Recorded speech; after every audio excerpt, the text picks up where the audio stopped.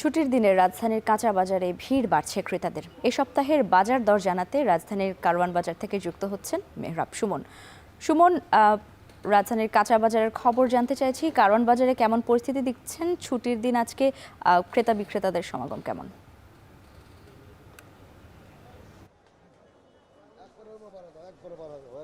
লাইবা, এমনিতেই হচ্ছে আপনার রমজান, তারপরে হচ্ছে আজকে ছুটির দিন শুক্রবার হয়, এখানে ক্রেতাদের যথেষ্ট ভিড় রয়েছে। আর একটা সুখবর হচ্ছে কাঁচা বাজারের গত সপ্তাহের তুলনায় এই সপ্তাহে কিছুটা নিম্নমুখী। এখানে প্রতিটা সবজির দামই প্রায় 20 টাকা থেকে 100 টাকা পর্যন্ত কমার এইখানে বলছেন বিক্রেতারা। আমি দেখেছি এখানে যেই লেবুটা গত সপ্তাহে বিক্রি হয়েছিল আপনার 100 টাকার উপরে, সেটি কমে চলে এসেছে এখন 40 টাকায়।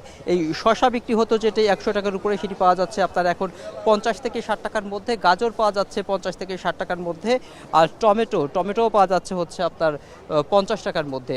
তবে বেগুন গত সপ্তাহে যেটি ছিল 100 টাকার উপরে, সেটি এখন কমে দাঁড়িয়েছে 80 টাকা থেকে 100 টাকার মধ্যে।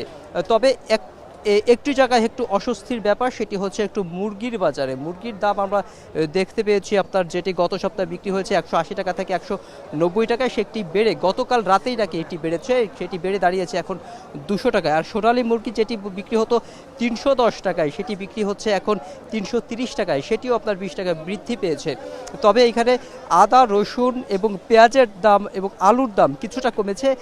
পেঁয়াজ কিনতে পাওয়া যাচ্ছে হচ্ছে আপনার প্রতি কেজি 40 টাকা দরে, রসুন পাওয়া যাচ্ছে 80 টাকা, আর আদা বিক্রি হচ্ছে 120 থেকে 140 টাকার মধ্যে। আর দেশি যে রসুন নতুন বাজারে এসেছে, সেটি বিক্রি হচ্ছে আপনার 80 টাকা দরে।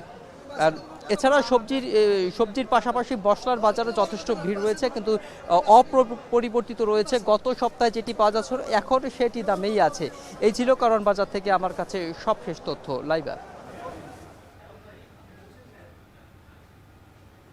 রাজধানীর কারওয়ান বাজার থেকে যুক্ত ছিলেন সহকর্মী মেহরাব সুমন।